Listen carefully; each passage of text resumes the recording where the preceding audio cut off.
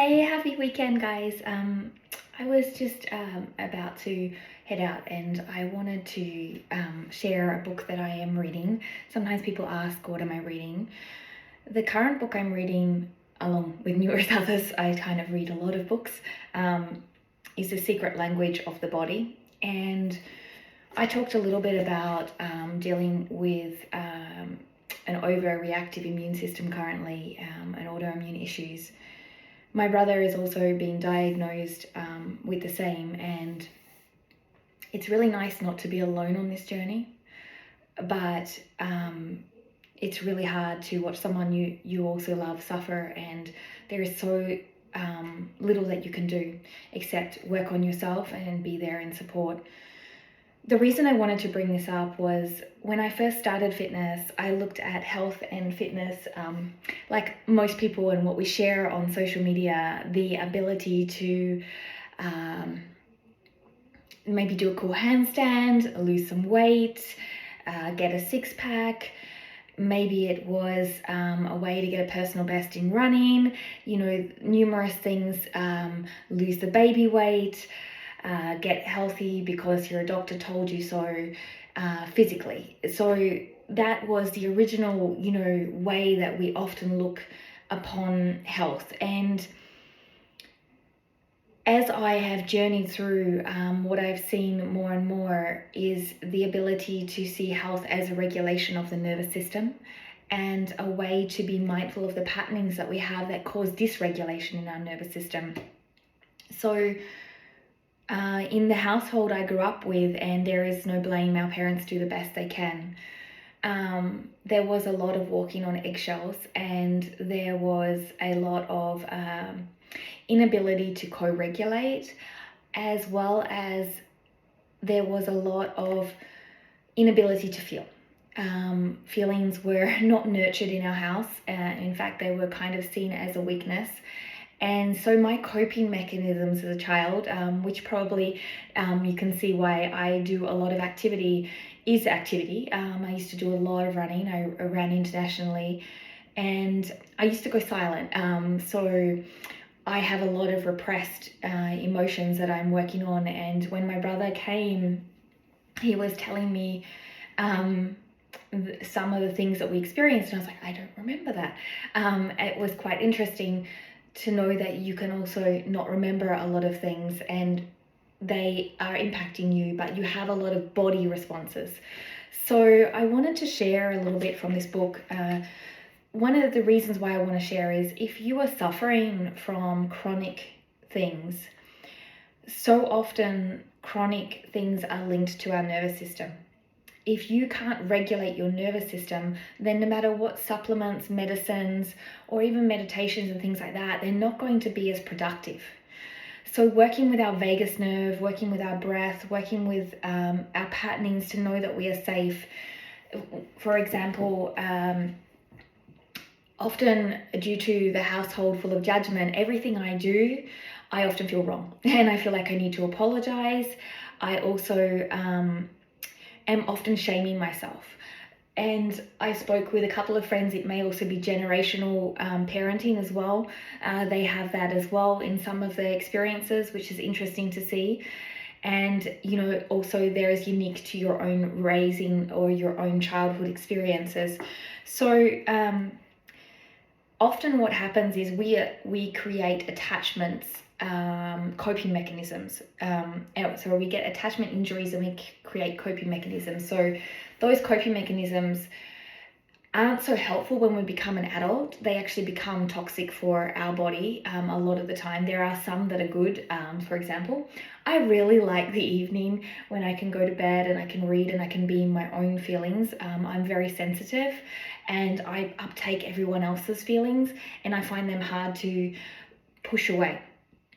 So I really enjoy that ability to have my own space, and that's a great coping mechanism as long as I'm not depressed and I don't not want to get out of bed. If it was that I was going to bed at night and I didn't want to get out of bed the next morning, then that coping mechanism can be detrimental. So it's very unique and it's a case-by-case scenario. So when you are misattuned by as a child, so often a lot of feelings are disregarded and your needs are not met by being a child, then what happens is we get these attachment injuries and coping patterns. So if I just read a little bit, attachment injuries by necessity create coping patterns in the nervous system to try to conceal and work around the injury. In the same way that you know someone has an injury if they walk with a limp, when we see someone exhibiting compulsive people-pleasing behavior or intense perfectionism, which is something that I grew up with, we can reasonably assume they have an attachment wound from childhood. These coping patterns present along a spectrum of behaviors that attempt to secure attachment, like people-pleasing, or, on the other end, attempts to not need secure attachment through hyper-independence or avoidance of close relationships. We say not need because secure attachments is always an absolute necessity of the nervous system. That being said, the nervous system can suppress its own needs to such a degree that a person can authentically believe they don't need other people. This may be functionally and practically true, but the absence of human connection still has significant impacts on the quality of their health and their life. These patterns of behavior in babies were classified by attachment researchers in the following styles: secure, anxious, avoidant, and diagnosed. These styles manifest in adult lives as follows. So I'm reading you this just to give you a little bit of awareness, because when we know our attachment style, it's not about bringing blame or shame to those around us that may have not been able to give us what we need. That's very important. Firstly, we have to take accountability now as adults. And I tell my daughter this, and it's the hardest thing about being a parent. I'm sorry, I'm going to muck up, and I hope that I give you enough tools to be able to regulate and to find the right way for you as an adult, just like I'm doing now. And the reason I say that is because part of an overreactive immune system like my brother and I have is to do with these attachment injuries and coping patterns, and we need to re-regulate and reset ourselves to be able to bring down our nervous system into the more pliable state for daily life, so we're not overly stressed all the time, our body's not reacting with things that it shouldn't be reacting to. So for example, some people develop food intolerances, and then they start developing more and more issues, and they start reacting to more. And this is what happened to me throughout the year. At first, I was finding some rashes, and then from there they started to spread. Then I started reacting to food. Then I started reacting to the sun, to the salt water, and the list goes on, because my bucket had been filled and I really needed to do the inside work. My doctors have said that if I hadn't kept as healthy and fit physically as I would have gone and overloaded my bucket a long time ago. But this is no longer holding me. I need to do the inside work. And I wanted to mention this to you because sometimes we're so busy projecting health as this physical, but we need to have the unison of the mind and the body to be able to have full health. So if you're dealing with anxiety, depression, if you're taking supplements and your body is reacting to them, or medicines and they're not working, or you have chronic conditions, please start with the nervous system. Start with working on the inside out, not just the gut, but also the brain, the vagus nerve, and techniques of this nature. And the reason I share this is because I know firsthand it also helps. And I think it's important that we start looking at this as well, not just our physical, but our mental, spiritual side of things, and our coping mechanisms and our patterning and what we can do. And also, as you start to regulate, it's going to get uncomfortable. There's going to be times when you have more anxiousness because you're rewiring from the comfort you know. And so comfort can look like you are an alcoholic, or you have an exercise addiction. you need to do less exercise or you need to drink less. But because your body only knows the more, every time you do less, you want to go back to the old habit because it's way more comfortable, even though it's not productive and healthy. That's why a lot of us struggle to quit smoking, struggle to start exercise, struggle to eat healthier, because eventually our body is like, hey, I want to go back to that comfort. Comfort doesn't always mean healthy. And that's really important to understand. You're going to go through anxious states as you heal. You're going to go through discomfort as you get healthier and better, because being healthier and better is not necessarily comfortable. And that's why a lot of people don't stick to New Year's resolutions, don't stick when they want to quit smoking or they want to change their diet. They don't have that ability to, because comfort is our natural place we want to be as humans. So going back to the styles that manifest as adults, maybe you can think about this and have a think about your life and all of these things, because by knowing this, you can help yourself to regulate better, you can help yourself to co-regulate with your partners better, and all of these things. So secure, able to form lasting and stable relationships. When relationships are under stress or rupture, someone with a secure style will feel some dysregulation but not be overwhelmed by it. Furthermore, they will be attuned to their own needs as well as those of others. So I didn't have a secure relationship.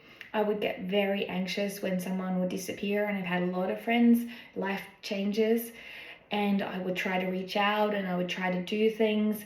My mum, for example, was often a giver of gifts, and so there was no regulation in myself, and I felt like I was always doing wrong when the only constants is change with relationships in life. And so there was no secure attachment for me. But some people have that, which is a beautiful gift when you either get to that or you've had that because you've been gifted a great upbringing with those types of things. We all have little idiosyncrasies, but to have a secure attachment is a beautiful gift. Anxious, able to form relationships, but is continually anxious about the security of the relationships. I know this very well. They need frequent reassurance and will usually compromise their own needs and desires for others out of fear being abandoned. When relationships are under stress or rupture, their regulation presents in high levels of anxiety, desperation, reassurance, and people pleasing, which is what my mum does, my brother does, and I have done, and we've had to learn to regulate better than this, because we've had to learn that you have to turn your own light on first. You can never please everybody else, and we can never understand what's going on. But this type of relationship is very common for a lot of people to feel that anxiousness. Avoidant has difficulty forming relationships, being aware of their own feelings and sharing them with others. Exhibits self-sufficiency and independence. When relationships are under stress or rupture, their dysregulation presents as distancing, isolating themselves. And I had a very good friend like that, and it was very hard to, when you're an anxious type of attachment and they are a distancing type of attachment, to feel secure in that relationship.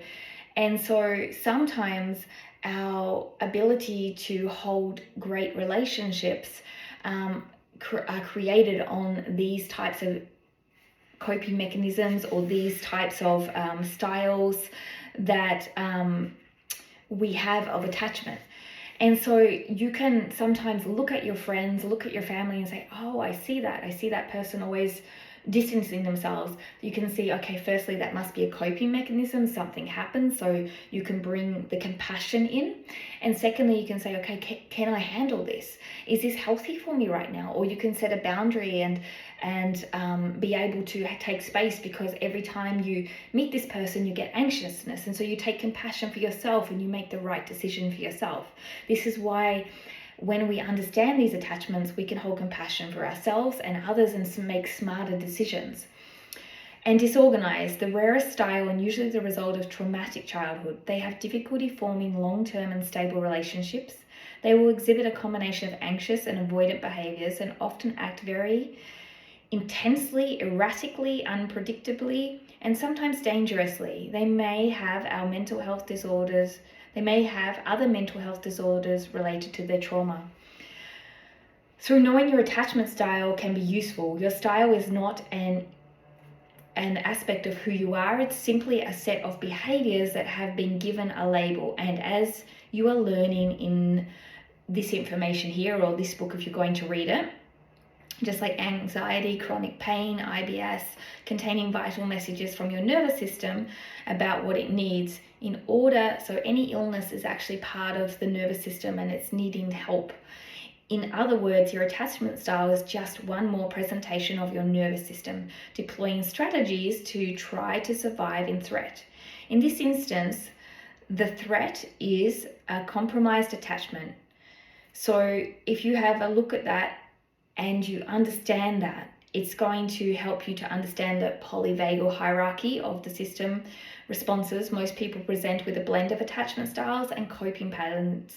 And then what you can do with that dysregulation is build awareness and work with the breath, work with polyvagal hierarchy and so on to heal yourself. So one way as an anxious attachment style that I've worked on is when text messaging was very hard for me when people didn't respond many years ago, and I had to learn the understanding that we all have different response mechanisms, but most importantly I had to learn that I didn't do anything wrong if someone didn't respond. It's just the way that it occurs.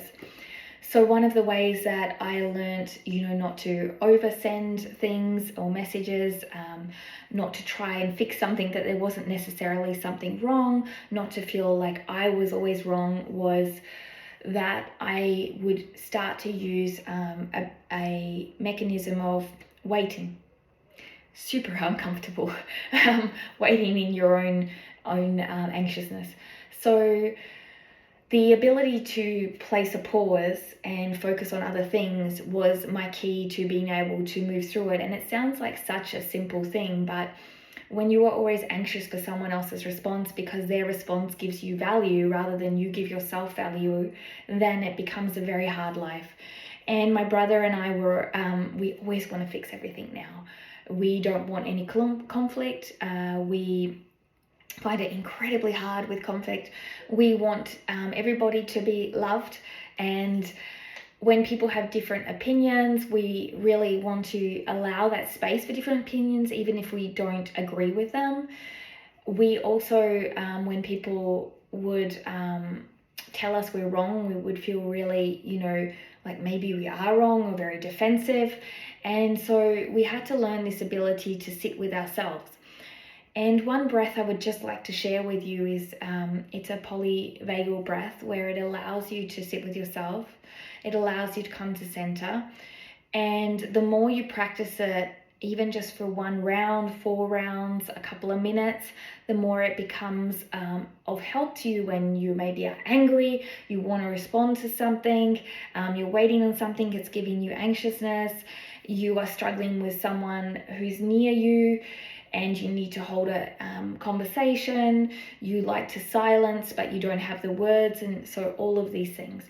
So it's just a simple breath, and I've spoken about it before, and you breathe in for 4, hold for 4, breathe out for 6, hold for 2. Now, in that 1 round, I already feel a little less anxious. Sharing this is quite hard. It's quite uncomfortable because it's vulnerable to share your healing process and also your idiosyncrasies. And also when you share online, a lot of people are willing to give you an opinion of who you are. They're to tell you you're wrong or all of those things. But my belief is by sharing ourselves as humans, as real humans, we are able to create a certain sense of better connection, even if we are disconnected in the thought patterns that they are different, we can have a better connection. Another breath you can use is the sigh, and that sigh is, so you inhale 2 quick breaths, top it up at the end, and then sigh it out. Andrew Huberman talks about this. Doing these 3 rounds can really bring your nervous system down. You can add a little butterfly hug or havening technique where you are patting yourself to comfort yourself somatically. So it looks like this.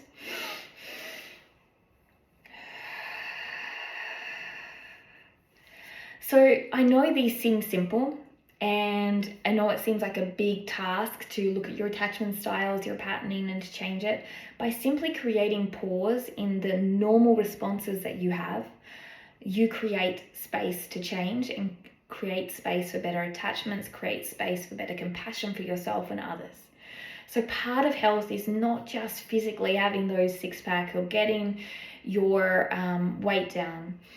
Part of your health is getting your internal world regulated and healthier in regulation to yourself, co-regulation to others, responses.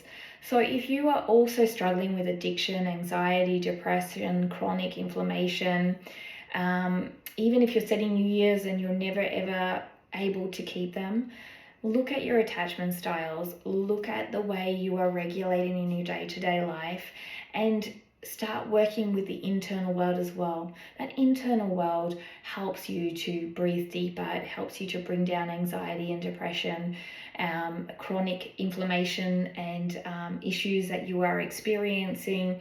It helps you to co-regulate with your partner, to have a better intimacy with your loved ones.